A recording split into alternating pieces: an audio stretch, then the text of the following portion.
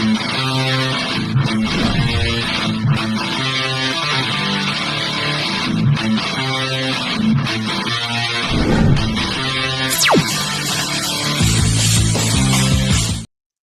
guys, I'm Crater and welcome to CraterMania.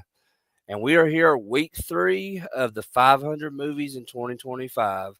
So, first of all, before I get into the show, I want to just thank everyone that tuned in last week and then checked out the week before that, my first 2 weeks of this project. Um, I can't explain to you how much it means to me that you guys would be willing to come and check out something I'm doing. Um, because like I said, I've wanted to do this for so long, and it's really important to me that I do this because I just wanted to express my passion for movies and all this stuff that I love, and for you guys to even relate to that in any way, that's super cool to me. But anyway, enough of that sappy shit. Just want to just I watched some good movies this week, guys. I was like 12 movies I did this week. Um, some of my top favorites, especially one of my top favorite 80s movies of all time. Got some, a few things mixed in, some sci-fi themes, some post-apocalypse themes, and then Chevy Chase. So so I did a few different themes this week, and I thought you guys might want to check that out. It might be something you guys would like. So let me go ahead and get started with the first movie that I did this week. Was, like I said, it's one of my favorite 80s movies of all time, and that's The Last Starfighter. So when I spoke about how I discovered Gremlins and the Goonies, talking about the book and tape cassette sets that they made in the 80s. This was one of those movies that I've found and I really loved even before I even seen the movie, just because of the story within it. It was just amazing to me. And this was at a time in the 80s when arcade places and video games was really starting to take over. And this also kind of played on the whole Star Wars, sci-fi popularity of that time as well. So it's the perfect combination between those types of genres, or things that come together to make one. I mean, like I said, the arcade scene at that time is ridiculous. Like, if they've made documentaries talking about it, about like King of Kong and all stuff like that. So going into this, as a kid seeing this, uh, I this is a big thing for me. So, and sorry, I seem like because I really do love this movie. So, but that movie, just like as it took into the whole Star Wars effect as well, it just it was really different. It's really one of those movies that has become one of my top favorite 80s movies. Um, and I even have a few things here I want to show, because I'm a collector of this stuff too. I have the Last Starfighter storybook. Um, let's see. Oh, here it is. I had the NES game Last Starfighter. Um, and it's not a very good game, but I just like it for nostalgia purposes, um, because of the movie and everything. And so anyway, enough of my just blabbing away about nothing that matters. But this movie is awesome because it highlights the importance of believing in yourself and accomplishing your dreams and all that. Because this whole movie, it takes place in this trailer park in kind of the middle of nowhere, and just the whole community knows everybody, and nothing really happens there. So it becomes a big deal when there's this arcade machine outside of the diner, or the market store or whatever that was up on the hill. And the main character Alex, he just he gets where he plays the game a lot, I guess, and he just he gets really good at it. And the game's called Starfighter, and basically it was just he gets so good at it, the whole town is like comes and watches, like, he's going to break the record, he's going to break the record, and all that. Um, and it's just, it's kind of sad in a way, because like if it's nothing really going on in that community of theirs, that's very interesting. It's that is what really draws everybody. But also, he just wants to get away from uh that life. Him and his girlfriend Maggie, who's played by CraterMania Stewart, she's absolutely one of the nicest people I've ever met at a convention.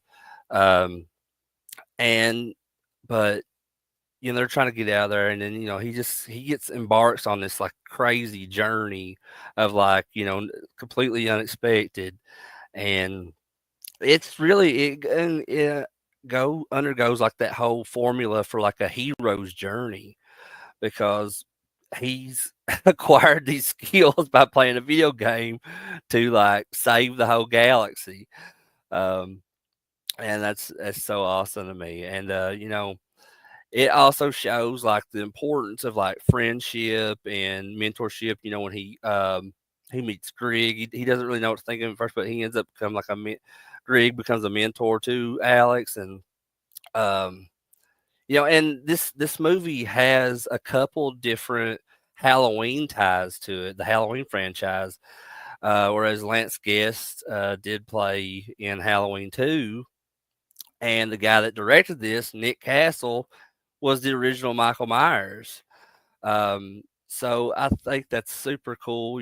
If you're a Halloween fan and all that, that can kind of like tie in to all that stuff. Just seems, because they're two completely different genres, and just knowing that Michael Myers directed it is so super cool to me. Um, so let me go ahead and see what's going on in chat. See if anybody who's here. I see Candace is in here. I see you, West from Dead or Creepy Kentuckian from Dead Pit Radio's in here. What you gonna do, brother? And Candace, you say I don't think you've ever watched The Last Starfighter. Um, I don't know. We need to rectify that. We need to change that. You need to watch that with me sometime. It's one of my favorite '80s movies ever. Um, Also, I want to mention before I go back into the show, I actually got out of the house this weekend, guys, for first time in a while. We were celebrating my son Noah's birthday this past year. We went to London, and we went with Candace's mom and my mom and dad, and we went to eat at Golden Corral, and then we went to this place called like the Palace, where they had like bowling and go karts and the arcade, which kind of plays in the whole Last Starfighter thing, because with the arcade games, I actually got to go play a few myself this weekend. But on the way back, while we were there, we do a little bit of shopping before coming back from London, whatever we're doing over there. Um, but we did stop at Five Below, and I did pick up some like these really good chips. They're called turtle chips, and they have like different flavors. And this one's is churros. And honestly, they I, they kind of look like what's that cereal called? Frosted Mini Wheats, but they taste like Cocoa Puffs. Um, and for you ASMR lovers out there, here's some ear ecstasy. You hear that fabulous crunching from Crater. So yeah, and that Candace says that. Sorry, Candace said that Mario Kart was awesome. Yeah, they had this Mario Kart game at that arcade at the Palace, and it's so fun. I loved it, because like you have two little like machines beside each other, and you can like play against the person playing next to you in the same race. It's super cool. Um, but yeah, these are pretty good. If you guys ever come across those, like I said, I got them at Five Below, but they're pretty good. Let's see. Oh yeah, I was going to show these two. I didn't get these in London. I actually got these here in Hazard at the Dollar Tree. They're Harry Potter uh, gummies. Yeah, and I was like, I love Harry Potter. I'm gonna check those out. And haven't tried those. I'll try those later. I don't really feel like eating anything right now because that made my throat really dry. But so I'm gonna take myself out here real quick, guys, and I'll be right back.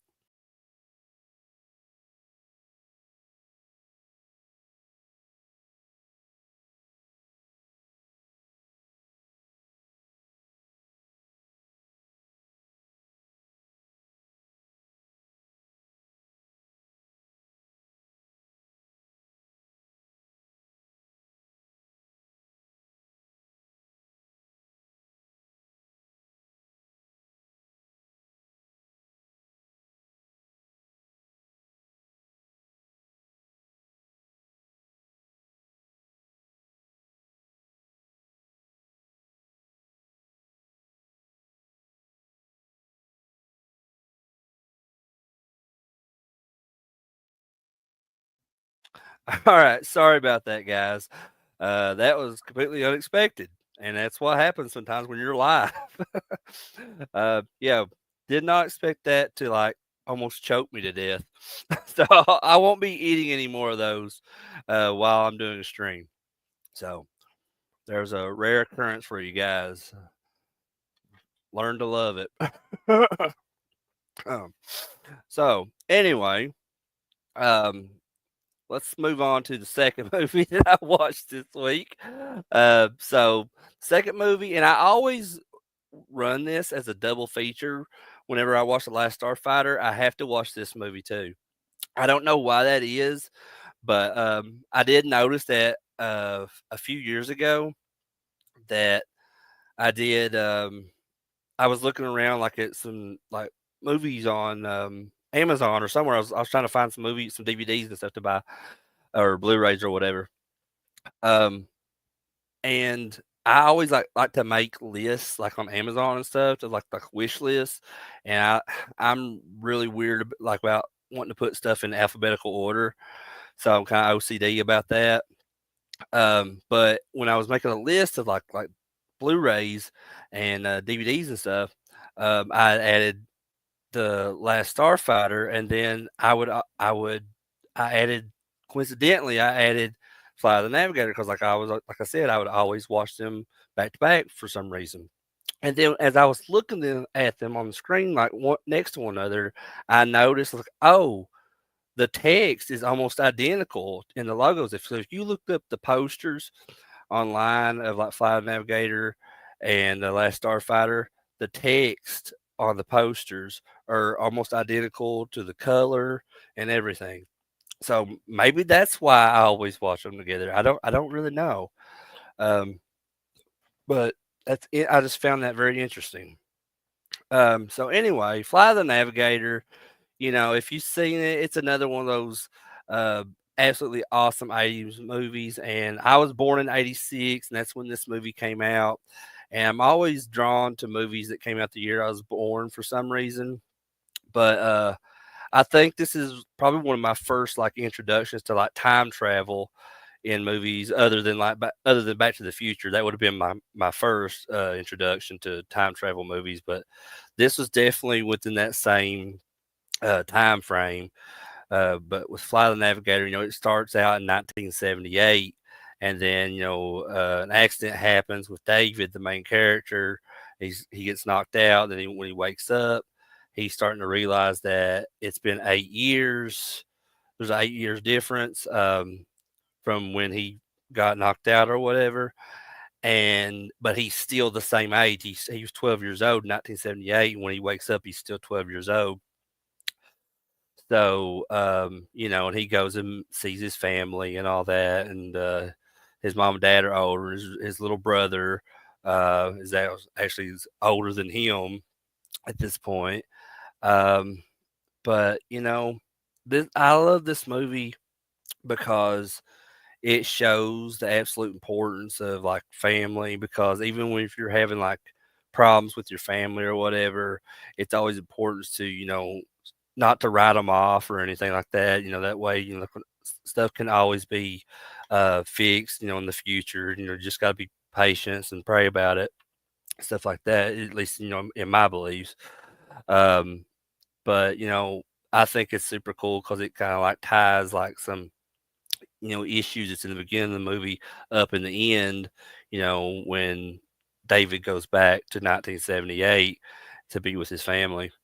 Um, Also, I think this is super cool because I was growing up. One of my big things I loved was Pee Wee and Pee Wee's Playhouse. And when David gets on the ship, the android or whatever it is inside that's controlling the ship, his name is Max, and it's voiced by Paul Rubens. Or Pee Wee, but actually in this movie, I don't think he was credited as either Pee Wee Herman or Paul Rubens. I think it was like Paul Mall or Paul something like that. Um, but this may have been the only time I think he may have went under that credit. I could be wrong. If I am, somebody you can correct me in the chat on that. Um, but when I seen the movie, like I said, I was already a Pee Wee fan, and um, when when you first introduced to Max, he has this like this regular, really deep voice, but like as the movie goes on, he starts like having like this malfunction. It's causing it to be like goofy and stuff, and then that's when the Pee Wee voice comes out of him, and as a kid, I was like, oh my god, that's Pee Wee, and because I was like I said, I was a huge fan, and so yeah, I think that's another reason why I just love watching this movie because that I was already that fan of Pee Wee and I knew that he was a part of that. Um, so, what do you guys think about this movie? Where do you put it? Like, also, I should mention that Disney, while this wasn't their movie, they distributed it in the United States. So that's why when you see the movie wherever you're watching it, like it has the Walt Disney logo before. So just to avoid any confusion, it wasn't made by Disney, just distributed by them. But anyway, that's enough for me. So, what do you guys think about this movie? Was it one of your favorite '80s movies, at least like when it comes to the sci-fi department, or did you not like this movie when you saw it? Um, Let me know in the chat. But as for right now, I'll get back to those comments later. Um, but I'm gonna go ahead and just kind of mow through this a little bit. So the next movie on my list that I watched this week was it's one of my son's favorite movies right now, at least. I know it's one of the movies that he loves the most, and his birthday was this past Monday. Um, so we went ahead and just we couldn't go out or anything, but we went ahead and celebrated. So I believe that was on Monday. It was on the 13th is when his birthday was. But I said, well, I'm gonna watch Killer Clowns from Outer Space on his birthday. Um, because like just in celebration of of his birthday, because that's one of his favorite movies, and like he has all these awesome like toys and props and stuff from the movie in his room. Um, and so when I first saw this movie, this was I think I was in high school at the time, and I think I was at my a friend Jared's house, and he had it on. I can't remember if it was on VHS or DVD. I can't remember what he had, but we watched it, and you know I'd already loved like the Evil Dead and Gremlins and all the comedy horror stuff, and I was like, this is just another I could add to that list that I love. Um, Killer Clowns like was just really, really different from anything I was watching at that time. And I love like the costumes and just the stupid like effects with the cotton candy gun, the popcorn gun, and like the stupid little scenes with where the he comes on the tricycle and the biker gang like smashes it and he's like has the box of gloves and the guy's like, what are you gonna do? Knock my block off? And like Shorty just punches the dude's friggin' head off. Just love stupid shit like that, man. I absolutely love it. And like I said, it's so cool that I grew up loving it, and then, like, I didn't even introduce it to my son. He just knew what it was before I ever told him about it. He, because this popularity the past few years of Killer Clowns has been, like, shocking because I would never guess, like, a movie like that would have just come back out of nowhere and be popular because, Spirit Halloween, we're getting all this stuff in their stores. They made a video game now out from Killer Clowns. I think this is super awesome though because I've always loved the Chiodos brothers. Um, all the stuff they've worked on, whether it be Killer Clowns or it be Ernest Scared Stupid or Critters or whatever they were working on. Um, I think it's super cool because it gives them exposure and maybe can maybe pull them back into making more movies. I would love to see that because, like I said, I love their work. Um, and just it's super cool to me. Like I said, my son is going down that and discovering this stuff on his own, like I did when I was a kid. Um, and that's really special to me. Um, so let's see. So what do you guys think about Killer Clowns? Uh, what effect did it have on you when you first saw it? Let's see here. So what's going on in the chat now? Let's see. Tom, you said you've been to London many times. You've been to London, Kentucky? That's cool, man. Yeah, I like London. I grew up going there, different places like the flea market and all that stuff over there. So, Ken, you said you've not seen uh, Fly the are you talking about Fly the Navigator? Because I know you've seen Killer Clowns. So I assume you're Fly the Navigator is what you're talking about. Yeah, that's another one I need to let you watch. It's super super fun. I think you would like it. Um, let's see. Oh, now you said wait. I have seen Fly the Navigator. When you mentioned Pee Wee, it was a memory unlocked. Yeah, yeah. Because Candace, she's a big Pee Wee fan too, and yeah, I know she would. I knew you had to have seen it. I knew you had to have seen it because I was like, Pee Wee's involved. Of course you have. Um, Tom, you seen it long ago. You said batteries not included was also fun. It was made around the same time. Yeah, that's one I need to add that to my list of these movies I watched this year. Thank you for bringing that one up, Tom. I'd almost forgotten about it. I do love Batteries Not Included. That was a movie that I had not seen till I was with Candace because Candace grew up loving that movie, and she's the one that showed it to me. And I was like, oh my gosh, this is right up my alley. I love this movie because I just that whole era of like 80s movies around that time, all that stuff was coming out. I mean, there was so many what are considered classics nowadays that were coming out all in the same time frame. It's wild. I mean, just and that to me is why the when it comes to different like decades of movies, the 80s is 100% my favorite of any of out of any of those. Um, Candace, you said you loved that it gained popularity. Popular means merchandise. They really put out, oh, you get Killer Clown stuff. Yeah. I was like, what popularity of Flying Navigator are you talking about? I haven't heard anybody talk about that one in a while. But yeah, the Killer Clown stuff is awesome because popularity means merchandise. And there's a crap ton of Killer Clown stuff out now. So yeah, I mean, you will have no issue trying to hunt down any kind of Killer Clowns merchandise out there now. Let's see.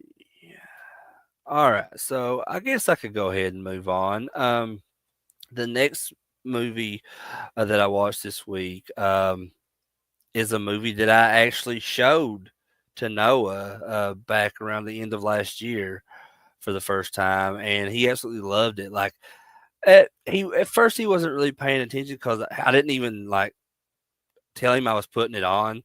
I just went ahead and put it on, and he was kind of sitting there on his phone or whatever.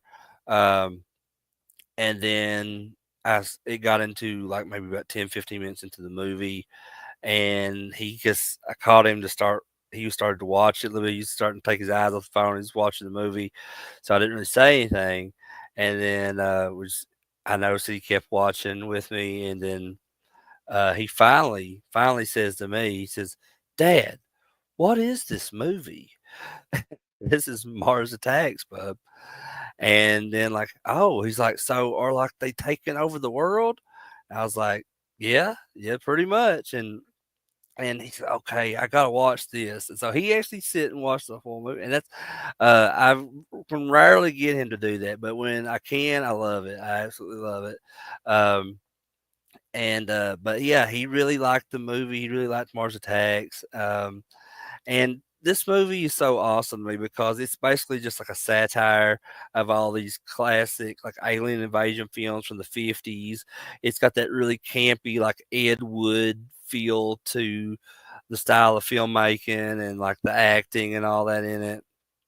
Um, and it's got like a huge amount of like A-list people, or at least was A-list at the time. Um, in this movie, you know, you had Jack Nicholson, you have Glenn Close, you have Michael J. Fox, Natalie Portman. I mean, she wasn't like an A-lister at the time, but you know, she ended up really blowing up after when she did that movie and a few other things around that time. I mean, she ended up becoming as part of one of the biggest science fiction franchises of all time in Star Wars. Um, but so like I said, she's in it, and then Sarah Jessica Parker's in it, Pierce Brosnan, Danny DeVito. It's even and Pam Greer's in it. I mean, just bring back one of the classic like '70s starlets back then. Pam Greer. Oh, that's just the cast on this is so just it's incredible. It's incredible the amount of like big name people was really in this movie. And of course is made by Tim Burton, and this is probably one of my top favorite Tim Burton movies, honestly. Um, and it just again like where it's a satire, it kind of shows like the dark side of humanity and what people can be capable of, and there's like people out there I've even heard like really wild opinions on about this, saying like, I really wish something like that would happen to the earth. And, and that's super super dark if you ask me. um but yeah, I mean Mars Attacks, and it was like a open window for like merchandise when it came to this show, because they had comic books and trading cards and action figures. I don't ever remember them making a Mars Attacks video game, but I mean I could be wrong about that. Um, but if there is one out there, somebody send me a link, direct me to that. I because I've never actually even thought to look it up before, but that's interesting. Is like out of all the merchandise that they made for this movie, there was, because it seems like it would be perfect for a video game where you could play as the Martians. Um, they could have even like ported it or something from like the whole style of Zombies Ate My Neighbors, and just kind of like change the graphics where it's the same, basically the same game, but it'd just be like you're playing as the Martians and you're killing the humans. Um, but I don't know. Maybe that wouldn't be a good idea. That's something I would just be interested in seeing. Um, let's see here. So the next movie that I watched this week, which I wanted to, I threw this one in there last minute. Um, but to just kind of play into the whole sci-fi theme that I was doing with Last Starfighter, Fly Navigator, and Killer Clowns, um, and Mars Attacks. So, and I said, okay, I'll do one more little sci-fi movie that I can think of, and one this is one I always really loved. It's called Galaxy Quest. with Tim Allen, Sigourney Weaver, Tony Shalhoub, Sam Rockwell. Sam Rockwell is probably the best thing about this whole movie. His character Guy is just absolutely hilarious in every scene he's in. Um, and I think this may have been like the first movie that ever kind of put the whole convention thing out there, like fan conventions. I mean, this definitely fan conventions are a thing for a very long time, for decades, but they weren't really um, seen by like the mainstream media, I guess, because fan conventions years and years ago used to be very different. A lot of stuff was just free. If they had guests come in, those guests would sign for free. But as time went on, and like horror and just a lot of sci-fi stuff and fantasy stuff was becoming into mainstream. Um, it started becoming a big trend for a lot of people to get into that stuff. And and if you want to do that, I mean, I have no judgment against that at all. Uh, I think any publicity is good publicity for the horror and sci-fi and fantasy genres. And to see them become as popular they are today, it's so insane to me. And like I said, and that has changed in the whole convention industry too, with those types of genres, because as everything else has in this world, prices have to go up. So they went from years ago being free to like some people out there you're paying over $100 for an autograph for, and it's um, I'm getting to where I'm kind of like slowly retiring from that whole convention scene, because of if these prices continue to increase, I can't afford it. Um, and I don't want to lose like that fun feeling that I have when I go to these conventions. I don't want to go there and be like with just complete dread. So, you know, there may be a change in that with me at some point, where I won't be going to really as many conventions anymore, if any at all. I just, I guess we just have to see what happens in time. Um, but anyway, kind of getting off the beaten path there. Um, but like I said, this movie Galaxy Quest kind of introduced the whole idea of like fan conventions and stuff. And this was also a movie that was kind of based off of Star Trek. Well, it pretty much is like a direct rip off of like the whole Star Trek show, and how they talk about in Galaxy Quest, like the show they did, which was also called Galaxy Quest. Um, Sorry, I lost my train of thought there. But in they are inside the show. The show they were in inside the movie was called Galaxy Quest, and and it shows like how all the environment that they were filming in and stuff was kind of like cheap made and stuff, which is kind of like a knock at the budget that the original Star Trek TV show had, making all their sets and all that.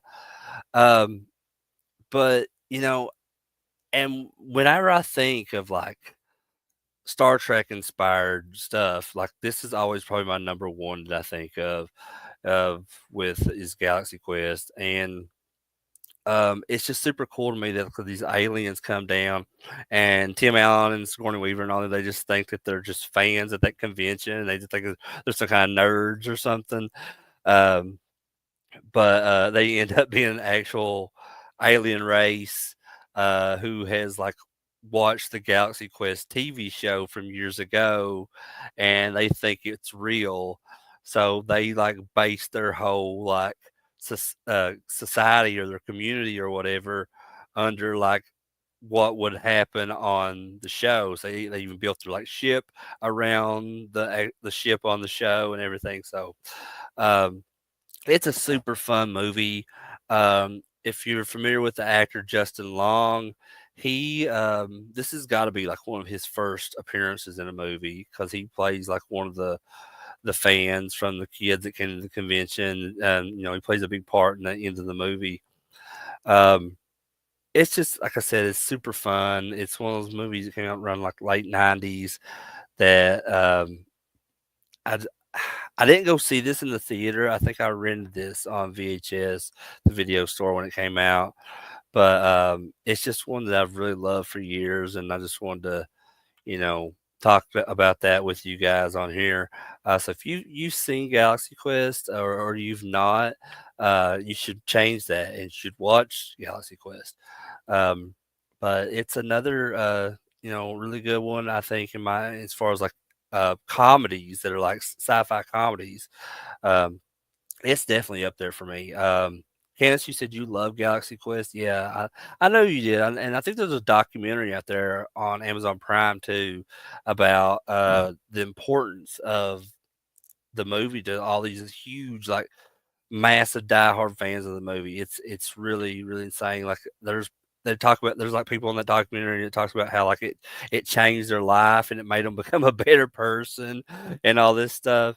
Um, which and if you look at that movie and you think about if you're a convention goer and you can like kind of compare your experiences with conventions and like celebrities to what happens in that movie, I think it means a lot more to you in that case.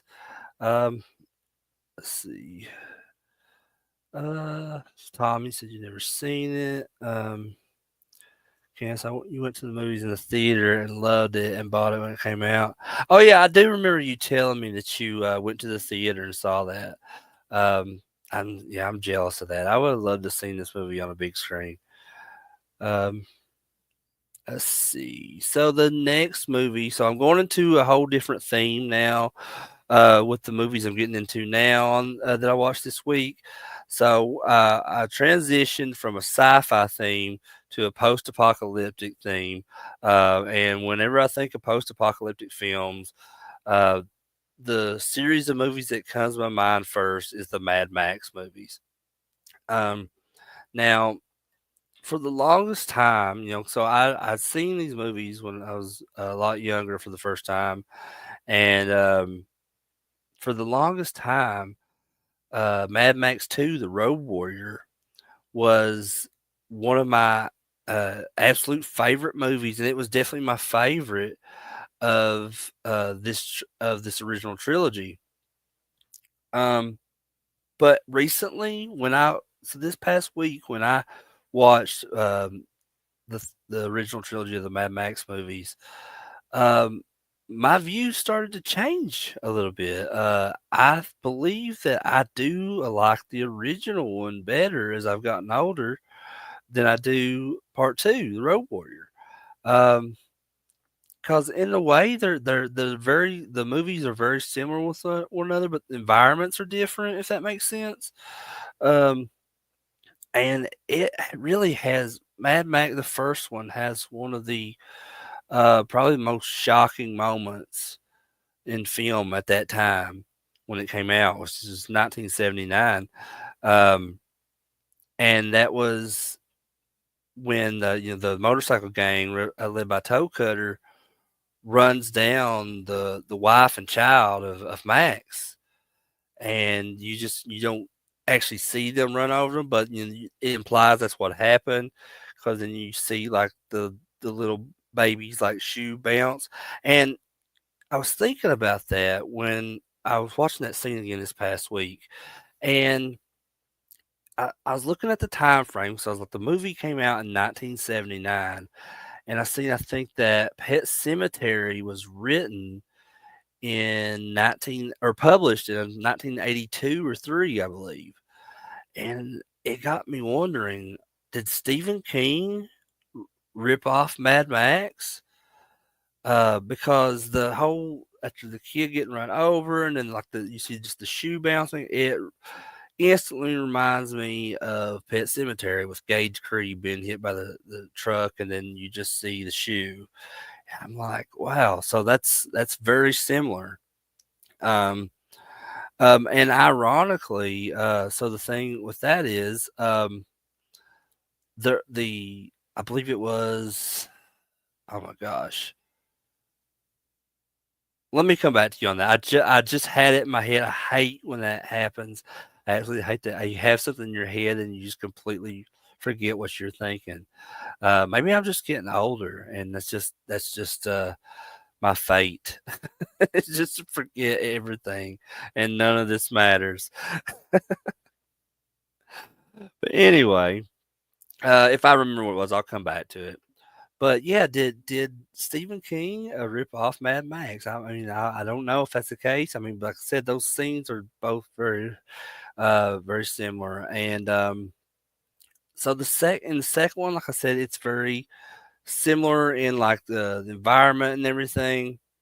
But like there's a whole different thing kind of going on with in the Road Warrior, with you got Lord Humongous and his whole crew, and they're just like wanting to just pretty much just take over and everything be completely complete anarchy. And then Max is brought in by this like little community that they end up working together and all that. They're against him at first and all that, and but it takes some time for him to kind of prove his worth to him. And I really enjoyed that about it. And it makes it alike but so different at the same time with the first movie.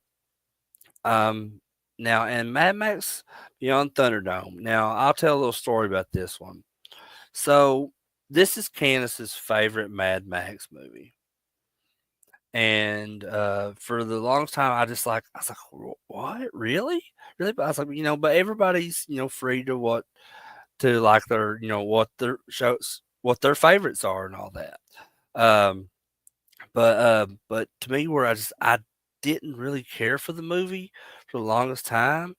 But I watched it again. Like I said, my mind changed on this movie as well when I watched it this past week, and I enjoyed it a lot more than what I did, years ago. And I think this was probably the first time I'd watched it, maybe like 20 years or something.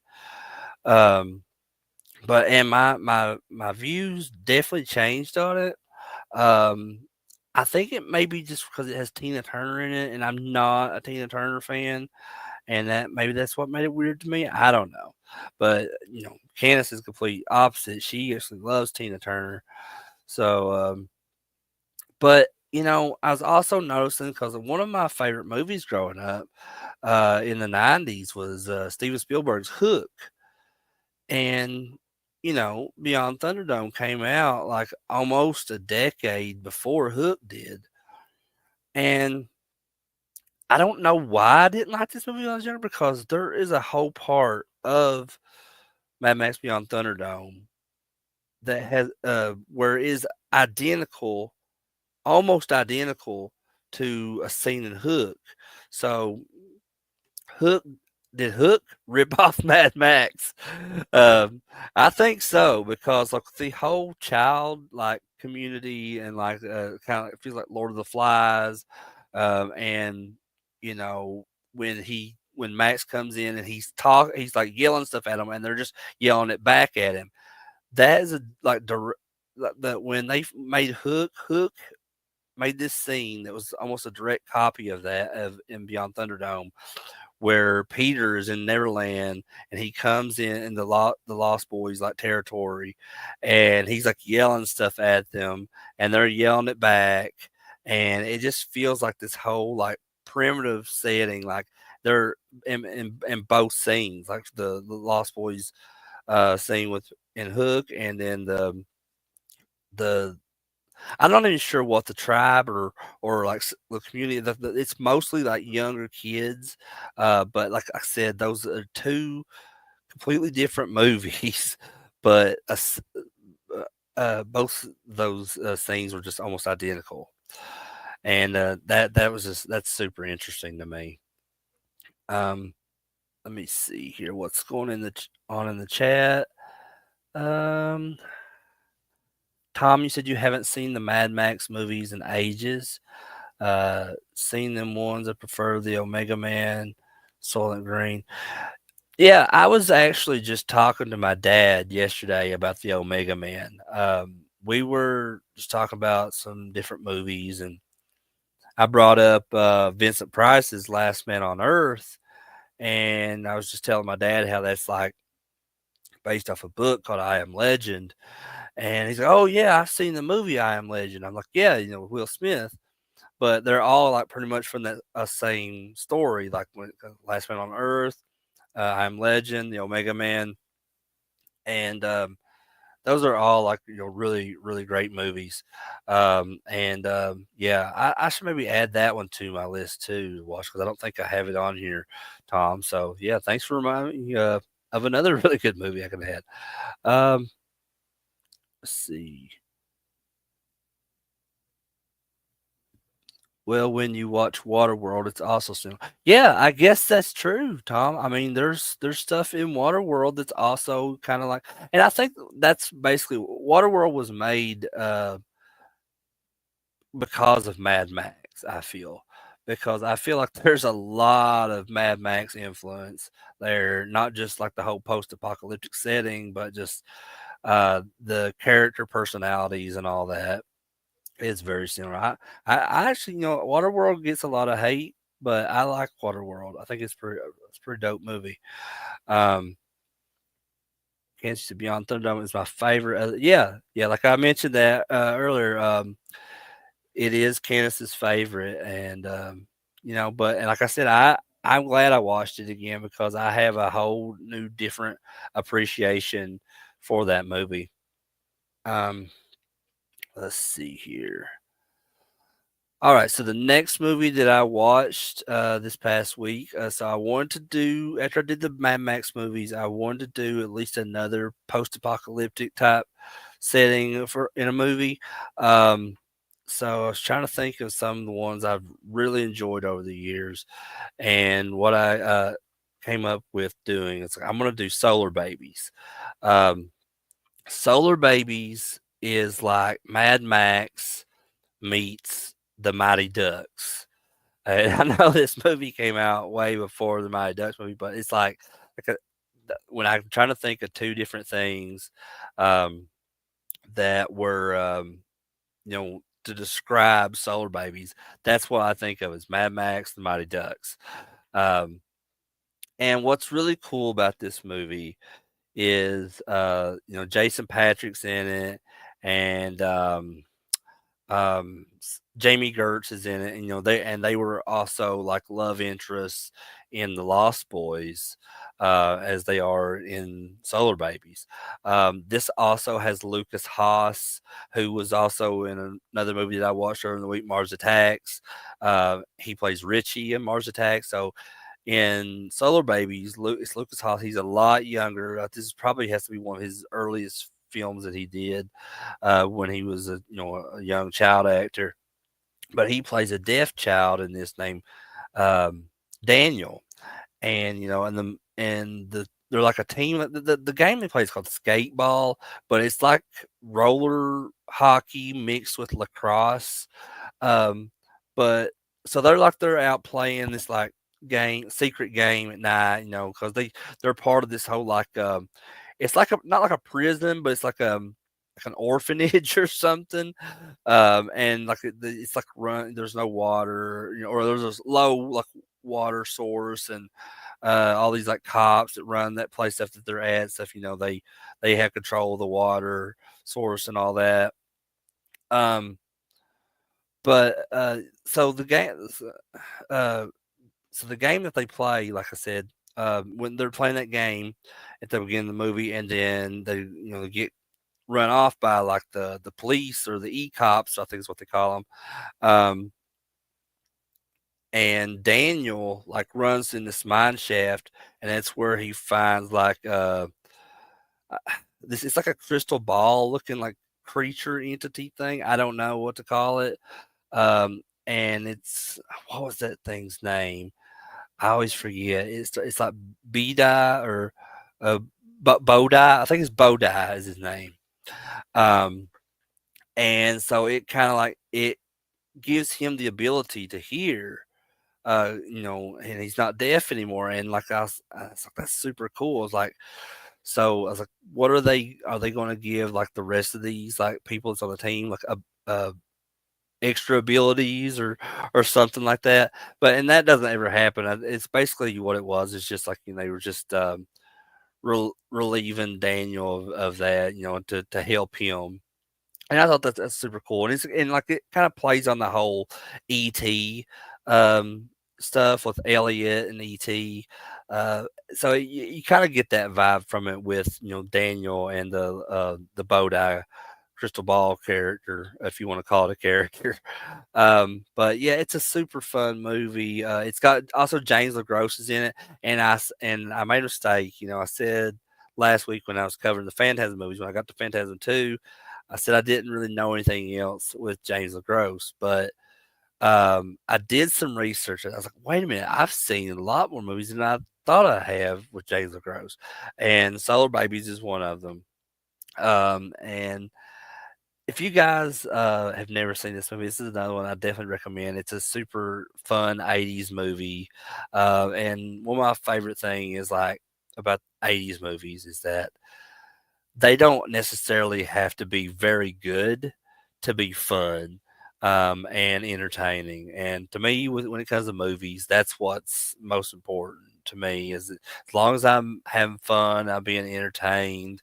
Um, you know, I don't care if this movie's going to win any kind of awards. It don't. I mean, it's always personally going to be like something that I love. Um, so let's see what's going on in the chat.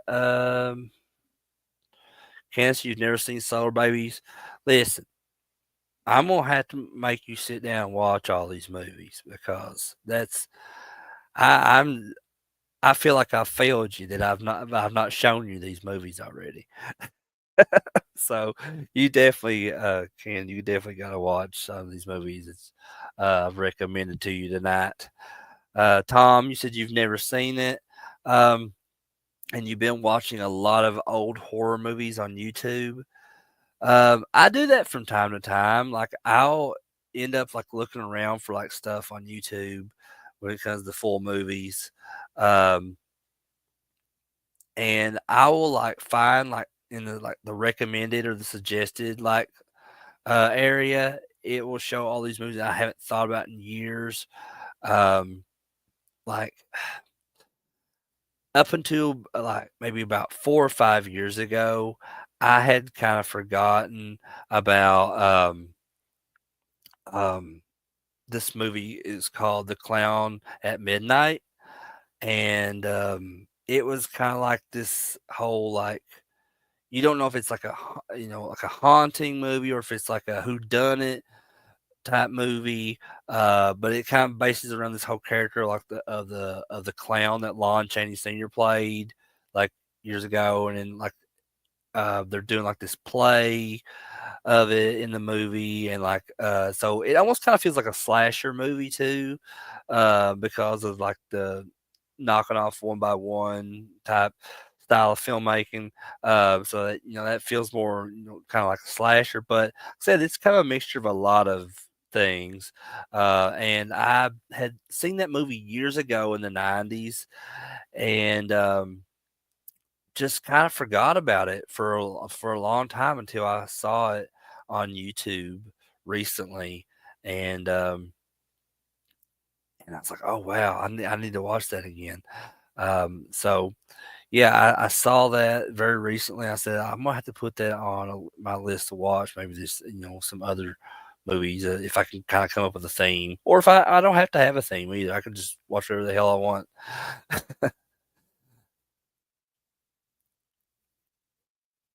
Let's see here. So okay, so moving on, transitioning from the post-apocalyptic genre, we're moving into Chevy Chase territory. So this was I know that's very random, but like when I was making the list of like the movies, I said I'm gonna do this like in an order of how I got it here. Um, and got when I was working on this week that I'm doing right now on the list. I was like, okay, because I already had like the sci-fi movies planned and the post-apocalyptic theme planned, but I felt like I didn't have enough movies in the week. I was like, well, I said maybe I like do more post-apocalyptic movies or should I stay in like the sci-fi stuff? I was like, well, no, let me just try to do three. So I was trying to think of like another theme. And then for some reason, I just kept thinking of like Chevy Chase movies, one after the other. And I was like, those are all movies that I like, so I'll just do throw Chevy Chase on there. So um, a couple that I chose are like some of my very favorite Chevy Chase movies. But the one movie I had probably not seen in 20 some years, I saw it when I was a kid with my dad, and couldn't really remember a whole lot from it. So I watched it again this past week, and that was Fletch. But before I get to Fletch, I'll just talk about the first movie from Chevy Chase that I watched this week. It's just one of my favorite comedies of all time, and that's National Lampoon's Vacation. Um, so when it comes to Chevy Chase and these movies that he's putting out at this time, I mean, it was you could always expect some level of absurdity in his movies. It just with National Lampoon's Vacation, so it just portrays this notion that there's this perfect family out there, or not really like a perfect family, but that like the someone in the family has this idea of like a perfect family road trip. That's what I was trying to say. Um, and so Clark Griswold, which has got to be Chevy Chase's most iconic role in his whole career, is Clark Griswold. Um, he's got this idea that he's got this whole trip planned. It's going to be absolutely perfect. But that's never the case. No matter how good you plan your vacations, they never go exactly to plan of what you're wanting them. That's just how life is. But so Clark just has this delusion that he's going to have this absolutely perfect road trip, and just what happens is just absolute like chaos and just it's ridiculousness of just where and it goes like that from scene to scene throughout the whole movie, and just everything is just like doesn't even have to be related to each other, the scenes, because they're making all these different road trip stops and stuff, and they don't really relate to what was happening before that, but just the overall story, it's all like just kind of Clark Griswold's descent into madness as the movie goes on. Because if you're familiar with the end, if you haven't seen National Lampoon's Vacation, uh, here now in 2025, and you've been on this earth for a while, then I don't know what to tell you because you're missing out. Other than you're missing out on this movie, but I'm going to believe that most of the people that are watching this have already seen it. So, in the end, you got John Candy makes an appearance as a security for Wally World. And they were going to be, they get there, they finally get to Wally World and they're closed. And it's just like, right when Clark had a little bit of that peace. They finally made it after everything they've been through in the movie. They finally made it to here to Wally World, and then get there, and it's more disappointment. Uh, just and just what follows after that is just one of the funniest endings to an '80s comedy that there is out there. Um, and I absolutely love it. And it's one that I share with Candace. Candace and her family love the vacation movies. We've shown them to Noah. He loves them now. And I think even a kid from his generation, he was telling me how he said that the character of Clark Griswold was iconic. I was like, yeah, that's you're right, Noah. You're right that he is. It's definitely, to me, I think to a lot of people, Chevy Chase's most iconic role. Um, Now, the next movie on that, which I said earlier, is Fletch. Um, Like I said, I hadn't seen this movie probably in 20 some years. Like, I was a kid watching it with my dad, so I didn't really remember anything of it. Um, so I was watching it this week, and I was seeing a lot of similarities between it and Beverly Hills Cop. And while Chevy Chase's character in this Fletch is not a cop, he's just an investigative reporter. Um, it just the vibe, if you know what I mean, like the vibe just feels the same between Beverly Hills Cop and Fletch. It even has like the electronica music, and I know people are like, well, that was a popular thing at the time. It was in a lot of movies.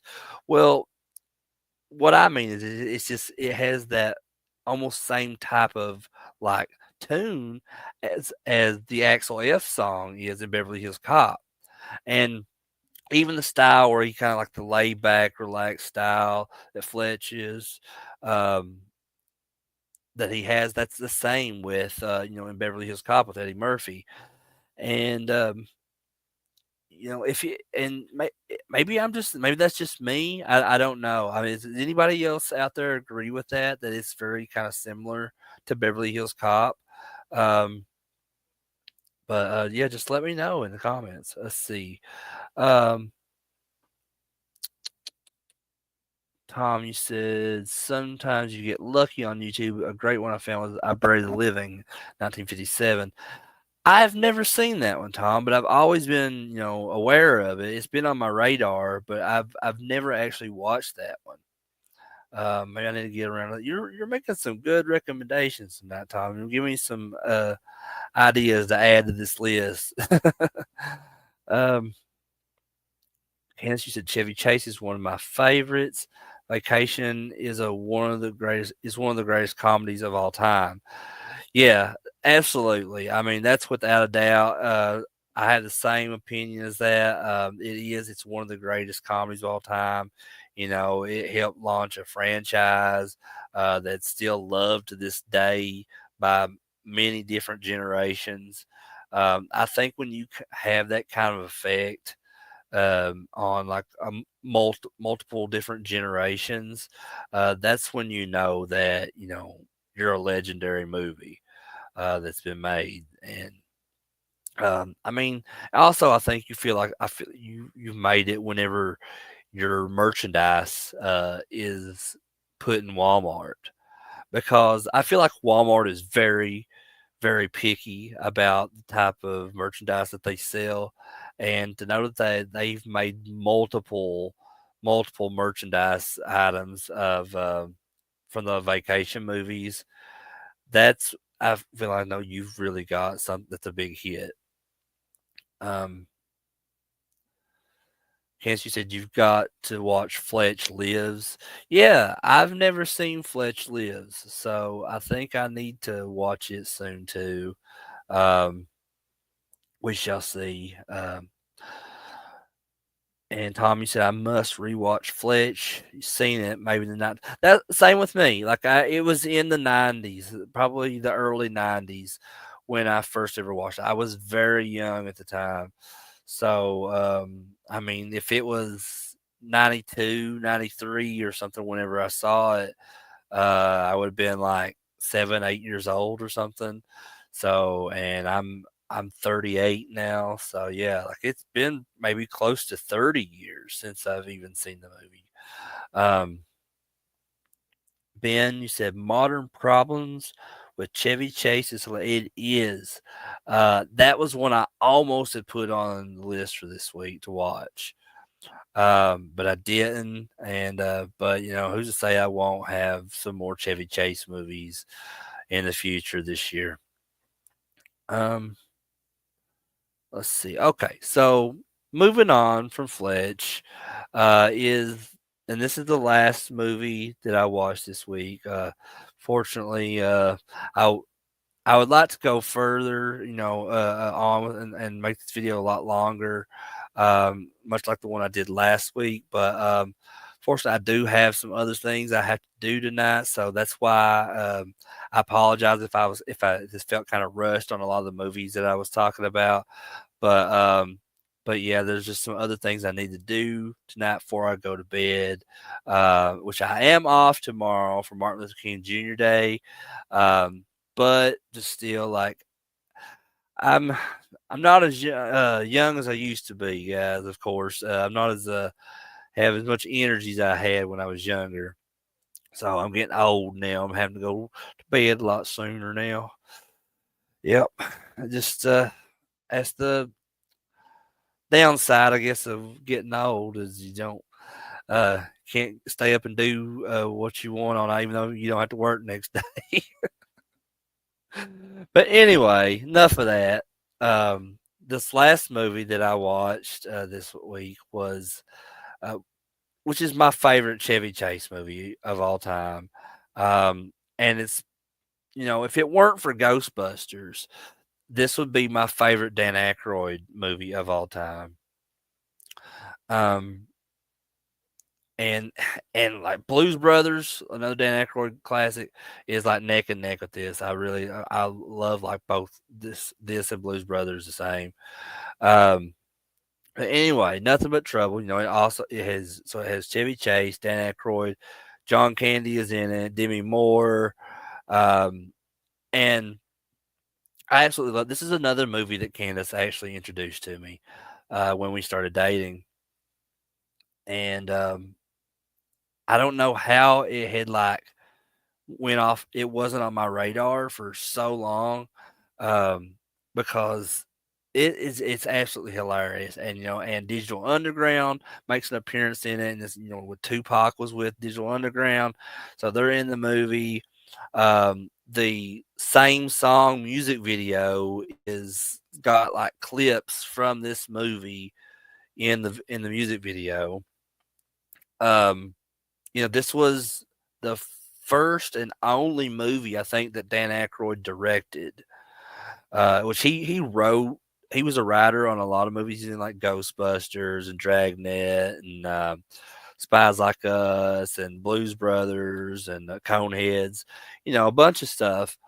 Um, but this was the first time he'd ever directed, and it's the last time. I'm pretty sure it's the last time because as much as I love this movie and I think it's awesome, and I think it's like a mixture of like the Munsters meets Texas Chainsaw Massacre. Um, as much as I love that, and I care about it personally, it's just shocking to me that that this was nominated, I believe, in 6 different categories for the Razzie Awards. And if you don't know what the Razzie Awards is, the Razzie Awards is kind of like the Oscars, but it's for the worst movies of that year. And this was from 1991, I believe, is when this movie came out. And there are only 9 categories in the Razzie Awards at that time, and it was nominated for 6 of those 9 categories, where it won an award as the worst Best Supporting Actor award went to Dan Aykroyd, um, and I think that may have been what scared him from directing again, um, but I'm glad to know that I love this movie. My wife loves this movie. Our son loves this movie, and I have a lot of friends that love this movie. So there is some love for this movie. I feel like it was maybe just really misunderstood when it came out in 1991, but it really suits the humor of a lot of people, especially from like the younger generation nowadays. So like, if that's a movie you've never seen, I highly suggest. It's so ridiculously funny, to where like the judge Alvin, of the whole community of Volcavania, is Dan Aykroyd, and his like the makeup on him is phenomenal. I mean, it's amazing. And he's supposed to be like 106 years old, and he's got like all these like wrinkles and flaws and like and liver spots and stuff all over his face. Um, and his nose looks like a pecker. Um, and then there's like but it's like it's kind of vaguely looks like one, but then there's like a scene where they're all sitting at like the supper table, and Chevy Chase looks at it, and he actually sees his nose. It actually looks like a legit pecker head for on his nose. And he like shakes his head. He's like, "Am I seeing right?" One of those type of situations. And then later in the movie, as him and Demi Moore are trying to escape out of there, they go in like side the walls, and he can see through this hole in the judge's room, and he sees it, and he like takes off like this hair piece, or he's got completely bald instead of having any kind of hair, and then he takes off the nose, and he looks like some kind of alien creature, and it's just really ridiculous and all over the place. And I think one of the most famous scenes in the whole movie is with the bone stripper, when because Daniel Baldwin makes a cameo appearance with like this group of people as his friends, and they're like they get brought in there to Volcovania. They pulled over by John Candy's one character, but he plays it because John Candy plays a dual role, and he plays Dennis and. I think her name was like Inalda or something like that. I forget her name, but he John Candy was playing that dual role of like the brother and sister, who were the grandchildren of the judge. So anyway, like the bone stripper like scene. So they're like when Dennis, the John Candy's like male character in the movie, uh, brings in Daniel Baldwin and his group, and they have drugs, they had coke, they had pills, they had like guns and brass knuckles and all this stuff with them. So like the judge like deems them to sentence them to death. So and they this conveyor belt floor trips them up, and they goes them out this trap door, and they're like launched into like this like roller coaster type um like seat, like little cart or whatever, and it just takes them like on this like kind of like a roller coaster, and into this giant like carnival looking characters like mouth, where it's like and it's that's where the what the bone stripper is. So it's basically they go through that mouth, and it strips all of their uh flesh and everything inside them off, and you just see the bones just shoot out like this little exit of the machine, and there's like a huge pile of bones. So this is like something that's happened many times, in that area. Um, and so I feel, and they even like wrote a song that it plays when you see the Bone Stripper ride, or Death Machine or whatever you want to call it. In the movie, it always plays that Bone Stripper song. It sounds like a '80s like hair metal band that's playing it, but it's super cool because I like '80s hair metal bands. Um, but yeah, this one's super fun, and one of my favorite lines. So there's this Brazilian brother and sister in the movie, and so they're like friend, like they hire Chevy Chase as like their advisor or financial advisor or something like that, and so they're with Chevy Chase, and Demi Moore when they're taken to the Volcovania, and there's a scene when they're having supper, and like the little train comes around on the table that's carrying the condiments and all that, um, and Dan Aykroyd says, "Have you a couple dogs? Having the way I like them," or something like that. My wife does it really good. She does that impression of that scene with the hot dogs and everything, and on the like to a T. Like she does it perfect. Um, and that's definitely one of my favorite scenes too. Is with that when it shows him he's trying to eat the hot dog. And he's like, and it's so ridiculously funny, like to where I laugh my ass off every single time I watch it. And anyway, as I was saying though, my one of my favorite lines in the movie is with the the Brazilian brother named oh my gosh, I forget his name, but his sister's name was Ronaldo. Fausto was his name. So the brother's name is Fausto, and so after Dan Aykroyd says that, like have them the way I like them. And the train comes around, and like it hits like this little figure.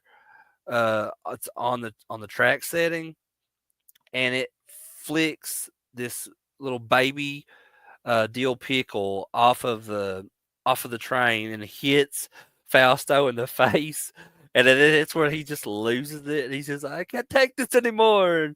And he says, um, "My sister, so I can't have you uh, doing this kind of stuff or something on in front of my sister. She was once the queen of Mardi Gras." And he said, "Have you flicking pickles from a train at me?" Or something like that. I know I'm butchering that, but it's something that effect, and just that to me that scene is completely awesome.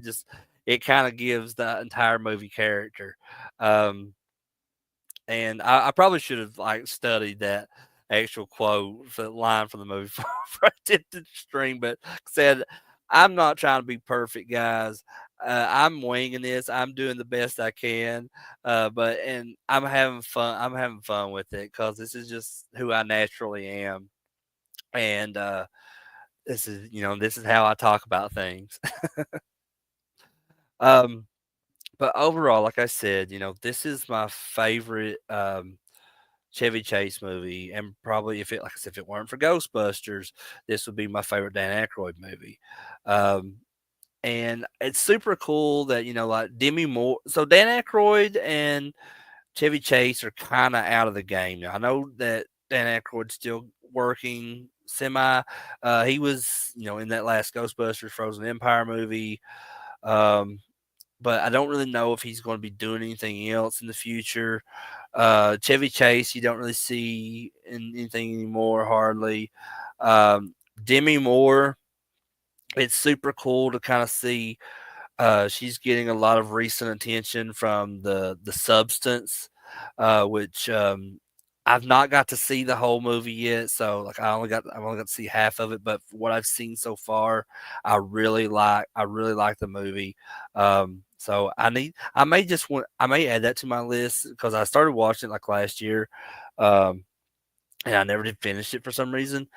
But I may need to just go ahead and start it over so I can watch it all the way through the next time I watch it. But anyway, uh, like I was saying, it's really super cool to see Demi Moore kind of back in the public eye and getting attention because uh, I think I was seeing where like she may have won some awards recently. I don't know what those rewards were, but I need or those awards were, but I need to go and maybe look that up because I don't know has I don't even know if the Oscars has happened this year or or the Golden Globes or whatever they're called. Where they do like the best movie and best actress and all that stuff.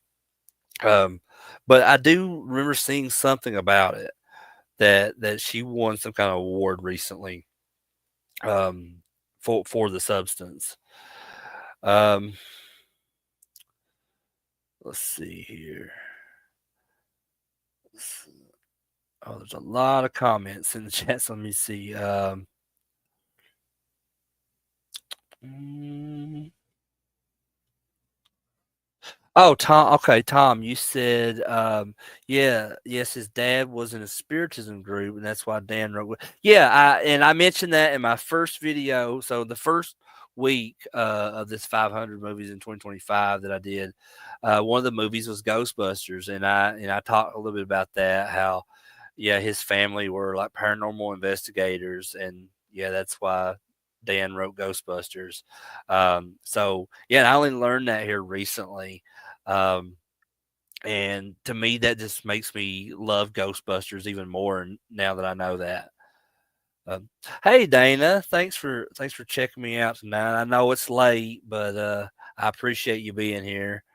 Um, can't go ahead there, folks. Fix yourself up a couple dogs. Yeah, that movie is so ridiculously funny and awesome. Um, which I mentioned a movie earlier that Dan Aykroyd also wrote, and that's Coneheads. And kind of upset at myself that I don't have it already added on this list of movies I'm watching this year.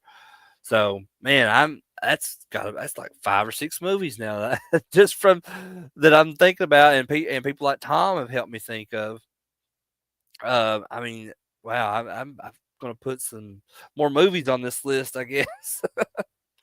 Um, so, but the goal is even if I get to like 500 movies like before the year's over, I'm not stopping this. Like I if I go the goal right now is just 500, but I could go beyond that. I'm gonna be doing this the entire year. Even if have to throw in a bunch of movies that aren't already on the list, I'm gonna get to as many as I can. So like I said, I've never done anything like this.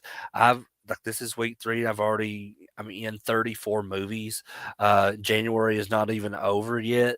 Um, I don't think I've ever done this ever. I don't ever think I've watched like over at least over 30 movies in a month ever. But there's some stuff that I haven't seen in a long time and stuff. It's just that I haven't, seen it all. But I and stuff that I had different opinion on years ago, and then those opinions are changing now. So this has been a really fun experience so far, um, and it just makes me, that passion that I have for movies, grow even more now. Just like because especially just by doing this show with you guys and talking with you guys about this stuff that you may have those same types of passions for. Um, this is really one of the things that I look forward to doing every week of my life now. Um, because and I don't know if that's just a hermit's mentality or what it is because where I work from home, I feel like I'm cooped up at the house. I don't hardly want to get out or do anything anymore. Said like this past weekend, we went out for my son's birthday and everything. Very rare occurrence for me. But this really like is very therapeutic in a way. By just getting to talk with people that may share those same passions as I do. It's super fun, super cool, and I appreciate you all. Um, Candace says Dana, and Dana says, "Hey, Candace." Candace Aldana. That okay? That was her. I knew it's and I just watched it, earlier. So like, I don't know how I forgot it that fast. And damn Yankees is the one that did the Bone Stripper song. Damn, that's cool.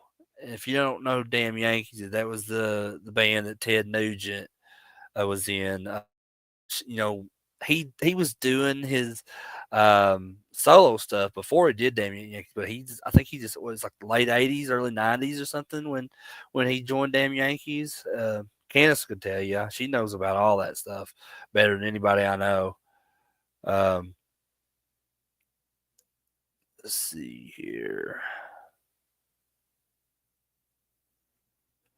Uh-oh, I think I froze.